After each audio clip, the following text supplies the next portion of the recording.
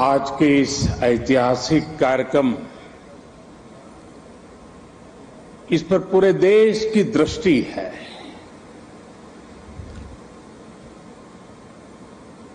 सभी देशवासी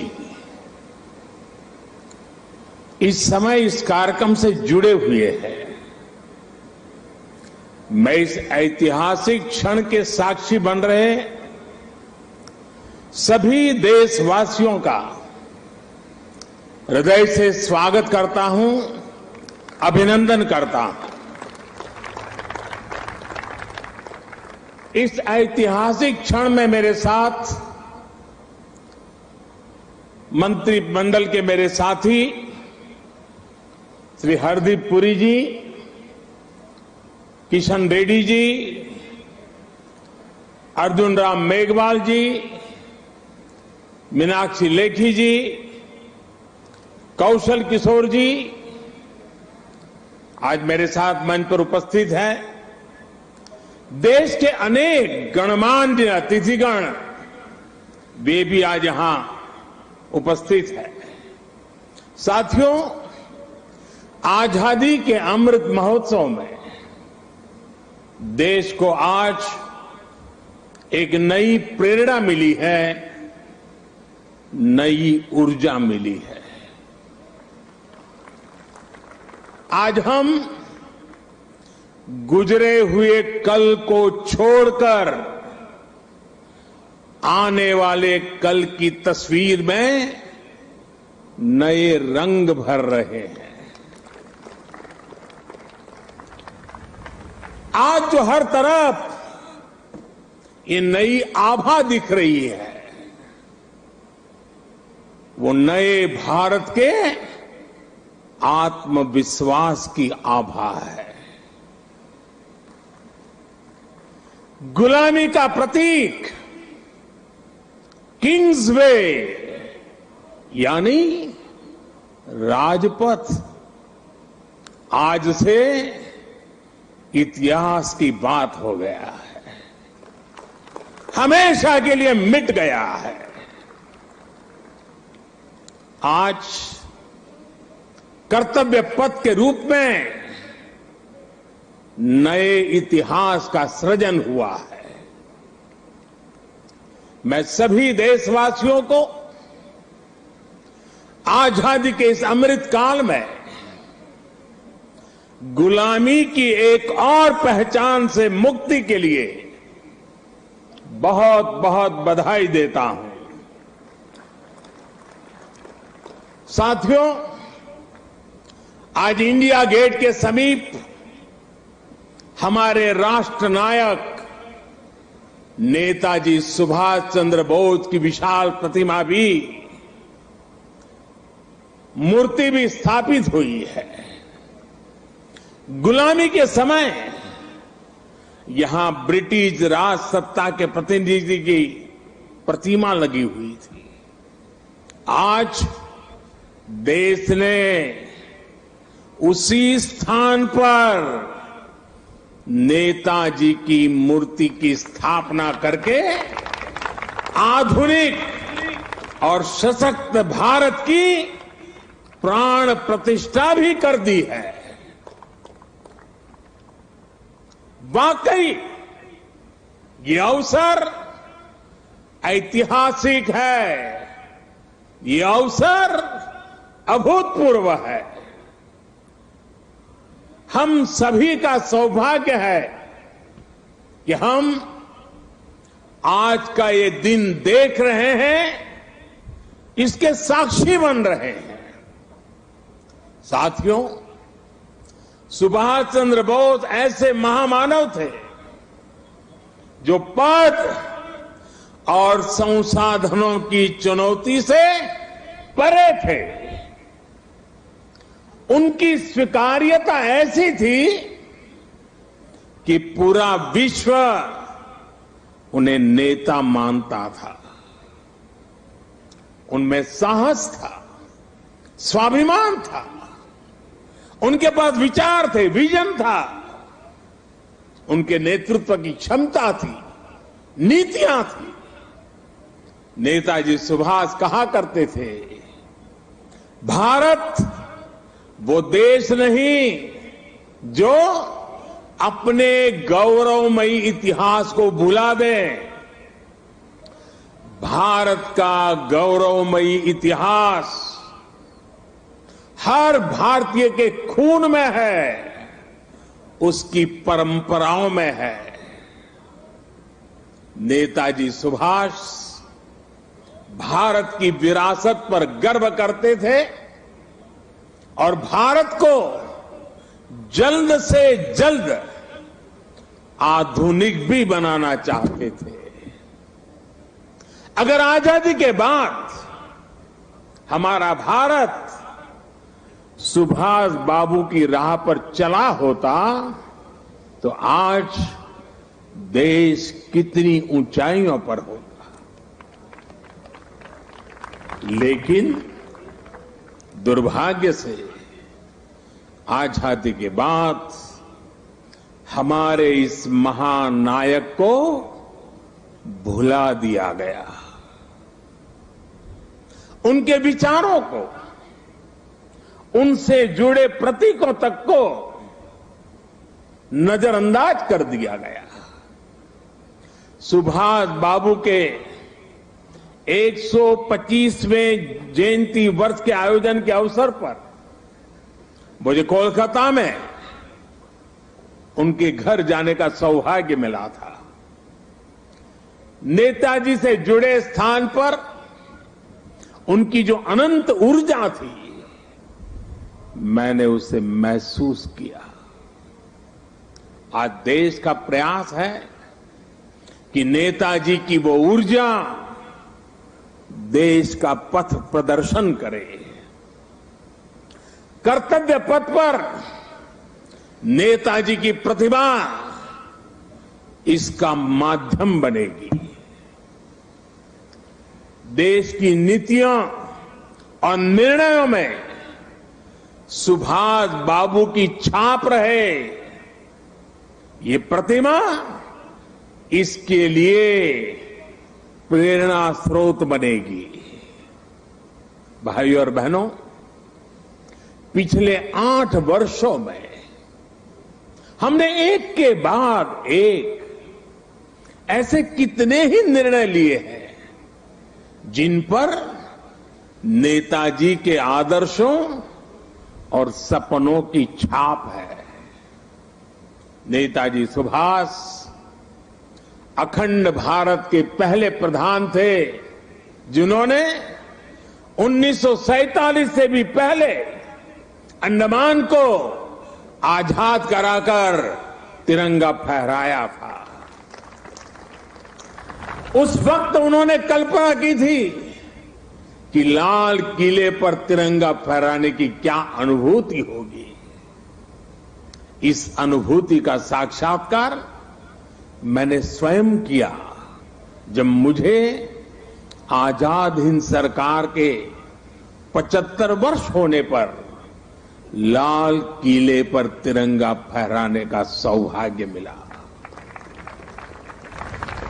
हमारी ही सरकार के प्रयास से लाल किले में नेताजी और आजाद हिंद फौज से जुड़ा म्यूजियम भी बनाया गया है। साथियों, मैं वो दिन भूल नहीं सकता जब 2019 में गणतंत्र दिवस की परेड में आजाद हिंद फौज के सिपाहियों ने भी हिस्सा लिया था। इस सम्मान का उन्हें दशकों से इंतजार था। अंडमान में जिस स्थान पर नेताजी ने तिरंगा फहराया था, मुझे वहां भी जाना था, जाने का अवसर मिला, तिरंगा फहराने का सौभाग्य मिला। वो क्षण हर देशवासी के लिए गर्व का क्षण था। भाइयों और बहनों, अंडमान के वो द्वीप जिसे नेताजी ने सबसे पहले आजादी दिलाई थी, वो भी कुछ समय पहले तक गुलामी की निशानियों को ढोने के लिए मजबूर थे। आजाद भारत में भी उन द्वीपों के नाम अंग्रेजी शासकों के नाम पर थे। हमने गुलामी की उन निशानियों को मिटाकर इन द्वीपों को नेताजी सुभाष से जोड़कर भारतीय नाम दिए, भारतीय पहचान दी। साथियों, आजादी के 75 वर्ष पूरे होने पर देश ने अपने लिए 5 प्राणों का विजन रखा है।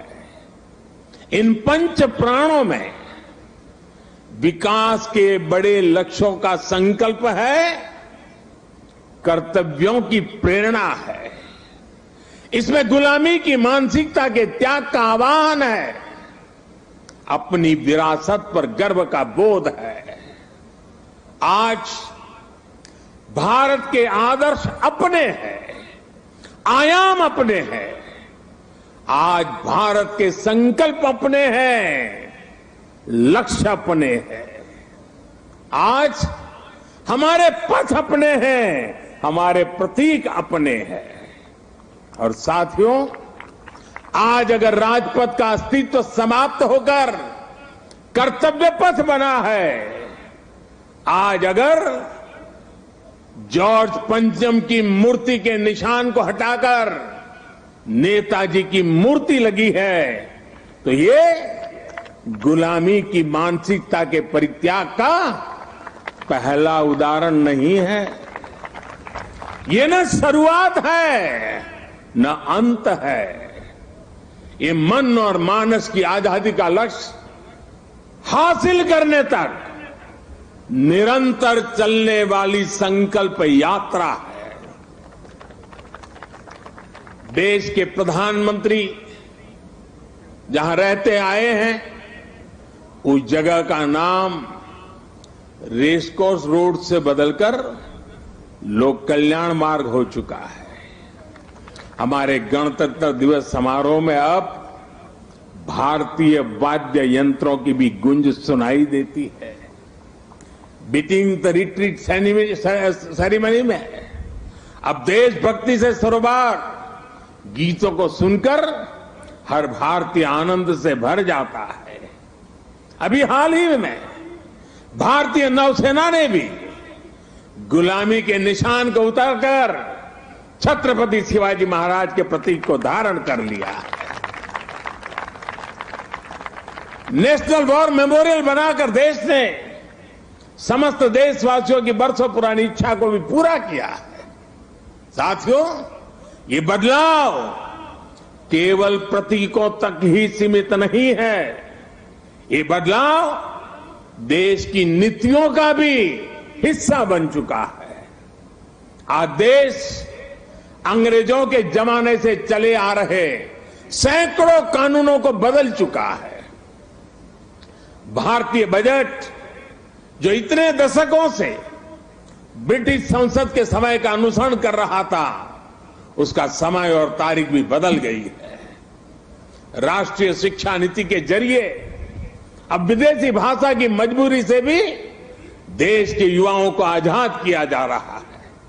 यानी आज देश का विचार और देश का व्यवहार दोनों गुलामी की मानसिकता से मुक्त हो रहे हैं। ये मुक्ति हमें विकसित भारत के लक्ष्य तक लेकर के जाएगी। साथियों, महाकवि भरतियार ने भारत की महानता को लेकर तमिल भाषा में बहुत ही सुंदर कविता लिखी थी। इस कविता का शीर्षक है पारुकुलई नल्ल नाइंगल भारत नाड़। महाकवि भरतियार की ये कविता हर भारतीय को गर्व से भर देने वाली है। उनकी कविता का अर्थ है, हमारा देश भारत पूरे विश्व में सबसे महान है। ज्ञान में, अध्यात्म में, गरिमा में, अन्नदान में, संगीत में, शाश्वत कविताओं में हमारा देश भारत पूरे विश्व में सबसे महान है। वीरता में, सेनाओं के शौर्य में, करुणा में, दूसरों की सेवा में, जीवन के सत्य को खोजने में, वैज्ञानिक अनुसंधान में हमारा देश भारत पूरे विश्व में सबसे महान है। ये तमिल कवि भरतियार का, उनकी कविता का एक एक शब्द, एक एक भाव को अनुभव कीजिए। साथियों, गुलामी के उस कालखंड में ये पूरे विश्व को भारत की हुंकार थी। ये हमारे स्वतंत्र सेनानियों का आह्वान था। जिस भारत का वर्णन भरतियार ने अपनी कविता में किया है, हमें उस सर्वश्रेष्ठ भारत का निर्माण करके ही रहना है। और इसका रास्ता इस कर्तव्य पथ से ही जाता है। साथियों, कर्तव्य पथ केवल ईंट पत्थरों का रास्ता भर नहीं है। ये भारत के लोकतांत्रिक अतीत और सर्वकालिक आदर्शों का जीवंत मार्ग है। यहां जब देश के लोग आएंगे, वो नेताजी की प्रतिमा, नेशनल वॉर मेमोरियल, ये सब उन्हें कितनी बड़ी प्रेरणा देंगे। उन्हें कर्तव्य बोध से ओतप्रोत करेंगे। इसी स्थान पर देश की सरकार काम कर रही है। आप कल्पना करिए, देश ने जिन्हें जनता की सेवा का दायित्व सौंपा हो, उन्हें राजपथ जनता का सेवक होने का एहसास कैसे कराता। अगर पथ ही राजपथ हो तो यात्रा लोकमुखी कैसे होगी। राजपथ ब्रिटिश राज के लिए था, जिनके लिए भारत के लोग गुलाम थे। राजपथ की भावना भी गुलामी का प्रतीक थी, उसकी संरचना भी गुलामी का प्रतीक थी। आज इसका आर्किटेक्चर भी बदला है और उसकी आत्मा भी बदली है। अब देश के सांसद, मंत्री, अधिकारी जब इस उनमें नेशन फर्स्ट, राष्ट्र ही प्रथम, इस भावना का प्रवाह प्रतिपल संचारित होगा। साथियों, आज के इस अवसर पर मैं अपने उन श्रमिक साथियों का विशेष आभार व्यक्त करना चाहता हूं, जिन्होंने कर्तव्य पथ को केवल बनाया ही नहीं है, बल्कि अपने श्रम की पराकाष्ठा से देश को कर्तव्य पथ दिखाया भी है। मुझे अभी उन श्रमजीवियों से मुलाकात का भी अवसर मिला। उनसे बात करते समय मैं महसूस कर रहा था कि देश के गरीब, मजदूर और सामान्य मानवी के भीतर भारत का कितना भव्य सपना बसा हुआ है। अपना पसीना बहाते समय वो उसी सपने को सजीव कर देते हैं। और आज जब मैं इस अवसर पर मैं उन हर गरीब मजदूर को भी देश की तरफ से धन्यवाद करता हूं, उनका अभिनंदन करता हूं, जो देश के अभूतपूर्व विकास को ये हमारे श्रमिक भाई गति दे रहे हैं। और जब मैं आज इन श्रमिक भाई बहनों से मिला तो मैंने उनसे कहा है कि इस बार 26 जनवरी को जिन्होंने यहां पर काम किया है, जो श्रमिक भाई है, वो परिवार के साथ मेरे विशेष अतिथि रहेंगे 26 जनवरी के कार्यक्रम।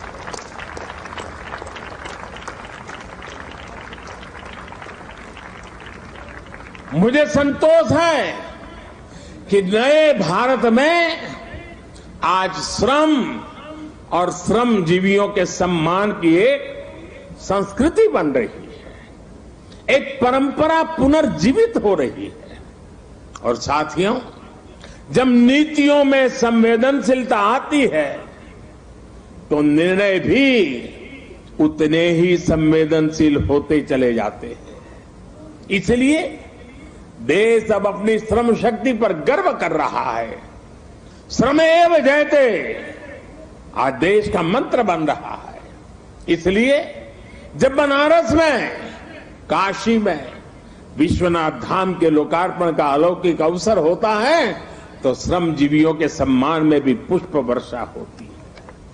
जब प्रयागराज कुंभ का पवित्र पर्व होता है तो श्रमिक स्वच्छता कर्मियों का आभार व्यक्त किया जाता है।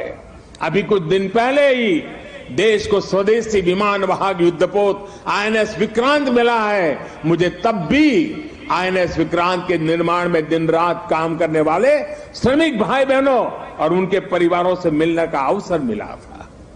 मैंने उनसे मिलकर उनका आभार व्यक्त किया था।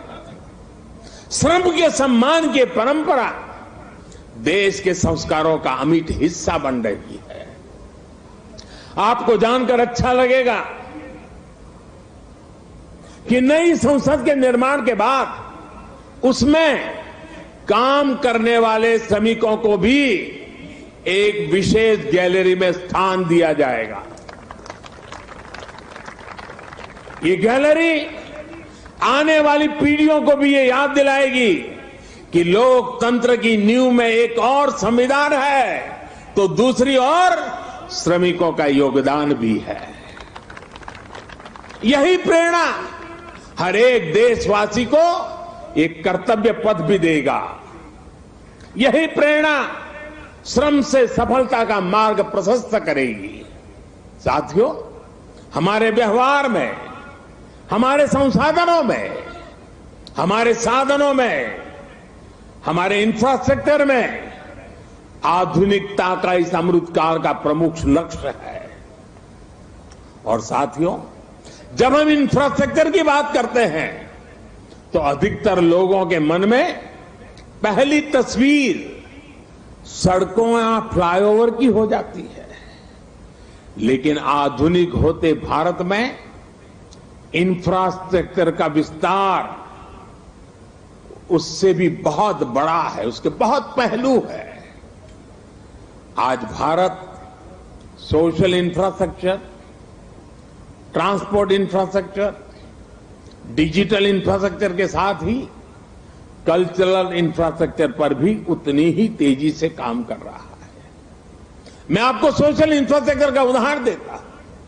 आज देश में एम्स की संख्या पहले के मुकाबले 3 गुना हो चुकी है। मेडिकल कॉलेजों की संख्या में भी 50% की वृद्धि हुई है। ये दिखाता है कि भारत आज अपने नागरिकों के स्वास्थ्य को बेहतर बनाने के लिए, उन्हें मेडिकल की आधुनिक सुविधाएं पहुंचाने के लिए किस तरह काम कर रहा है। आज देश में नई आईआईटी, ट्रिपल आईटी, वैज्ञानिक संस्थाओं का आधुनिक नेटवर्क लगातार विस्तार किया जा रहा है, तैयार किया जा रहा है। बीते 3 वर्षों में 6.5 करोड़ से ज्यादा ग्रामीण घरों को पाइप से पानी की सप्लाई सुनिश्चित की गई है। आज देश के हर जिले में 75 अमृत सरोवर बनाने का महाअभियान भी चल रहा है। भारत का ये सोशल इंफ्रास्ट्रक्चर सामाजिक न्याय को और समृद्ध कर रहा है। साथियों, ट्रांसपोर्ट इंफ्रास्ट्रक्चर के विकास पर आज भारत जितना काम कर रहा है उतना पहले कभी नहीं हुआ। आज एक तरफ देश भर में ग्रामीण सड़कों का निर्माण हो रहा है तो वहीं रिकॉर्ड संख्या में आधुनिक एक्सप्रेसवे बनाए जा रहे हैं। आज देश में तेजी से रेलवे का इलेक्ट्रिफिकेशन हो रहा है तो उतने ही तेजी से अलग अलग शहरों में मेट्रो का भी विस्तार हो रहा है। आज देश में अनेकों नए एयरपोर्ट बनाए जा रहे हैं तो वाटरवे की संख्या में भी अभूतपूर्व वृद्धि की जा रही है। डिजिटल इंफ्रास्ट्रक्चर के निर्माण में तो भारत आज पूरे विश्व के अग्रणी देशों में अपनी जगह बना चुका है। 1.5 लाख से ज्यादा पंचायतों तक ऑप्टिकल फाइबर पहुंचाना हो, डिजिटल पेमेंट के नए रिकॉर्ड हो, भारत की डिजिटल प्रगति की चर्चा पूरी दुनिया में हो रही है। भाई और बहनों, इंफ्रास्ट्रक्चर के इन कार्यों के बीच भारत में कल्चरल इंफ्रास्ट्रक्चर पर जो काम किया गया है उसकी उतनी चर्चा नहीं हो पाई है। प्रसाद स्कीम के तहत देश के अनेकों तीर्थ स्थलों का पुनरुद्धार किया जा रहा है। काशी, केदारनाथ, सोमनाथ से लेकर करतारपुर साहिब कॉरिडोर तक के लिए जो कार्य हुआ है वह अभूतपूर्व है। और साथियों, जब हम कल्चरल इंफ्रास्ट्रक्चर की बात करते हैं तो उसका मतलब सिर्फ आस्था की जगहों से जुड़ा इंफ्रास्ट्रक्चर ही नहीं है। इंफ्रास्ट्रक्चर जो हमारे इतिहास से जुड़ा हुआ हो, जो हमारे राष्ट्र नायक और राष्ट्र नायिकाओं से जुड़ा हुआ हो, जो हमारी विरासत से जुड़ा हो, उसका भी उतना ही तत्परता से निर्माण किया जा रहा है। सरदार पटेल की स्टैच्यू ऑफ यूनिटी हो या फिर आदिवासी स्वतंत्रता सेनानियों को समर्पित म्यूजियम, पीएम म्यूजियम हो या फिर बाबा Saheb Ambedkar memorial, national war memorial हो या फिर नेशनल पुलिस मेमोरियल, ये कल्चरल इंफ्रास्ट्रक्चर के उदाहरण है। ये परिभाषित करते हैं कि एक राष्ट्र के तौर पर हमारी संस्कृति क्या है, हमारे मूल्य क्या है और कैसे हम इन्हें सहज रहे हैं। एक आकांक्षी Bharat social infrastructure, transport infrastructure, digital infrastructure के साथ ही कल्चरल इंफ्रास्ट्रक्चर को गति देते हुए तेज प्रगति कर सकता है। मुझे खुशी है कि आज कर्तव्य पथ के रूप में देश को कल्चरल इंफ्रास्ट्रक्चर का एक और बेहतरीन उदाहरण मिल रहा है। आर्किटेक्चर से लेकर के आदर्शों तक आपको यहां भारतीय संस्कृति के दर्शन भी होंगे और बहुत कुछ सीखने को भी मिलेगा। मैं देश के हर नागरिक का आह्वान करता हूं, आप सभी को आमंत्रण देता हूं, आइए इस नवनिर्मित कर्तव्य पथ को आकर देखिए। इस निर्माण में आपको भविष्य का भारत नजर आएगा। यहां की ऊर्जा आपको हमारे विराट राष्ट्र के लिए एक नया विजन देगी, एक नया विश्वास देगी। और कल से लेकर के अगले 3 दिन यानी शुक्र, शनि और रवि 3 दिन यहां पर नेताजी सुभाष बाबू के जीवन पर आधारित शाम के समय ड्रोन शो भी आयोजन होने वाला है। आप यहां आइए, अपने और अपने परिवार की तस्वीरें खींचिए, सेल्फी लीजिए। इन्हें आप हैशटैग कर्तव्य पथ से सोशल मीडिया पर भी जरूर अपलोड करें। मुझे पता है ये पूरा क्षेत्र दिल्ली के लोगों की धड़कन है। यहां शाम को बड़ी संख्या में लोग अपने परिवार के साथ आते हैं, समय बिताते हैं। कर्तव्य पथ की प्लानिंग, डिजाइनिंग और लाइटिंग इसे ध्यान में रखते हुए भी की गई है। मुझे विश्वास है कर्तव्य पथ की ये प्रेरणा देश में कर्तव्य बोध का जो प्रवाह पैदा करेगी, ये प्रवाह ही हमें नए और विकसित भारत के संकल्प की सिद्धि तक लेकर जाएगा। इसी विश्वास के साथ आप सभी का एक बार फिर बहुत बहुत धन्यवाद करता हूं। मेरे साथ बोलेंगे, मैं कहूंगा नेताजी, आप बोलिए अमर रहे, अमर रहे। नेताजी, नेताजी, नेताजी, भारत माता की, भारत माता की, वंदे वंदे वंदे। बहुत बहुत धन्यवाद।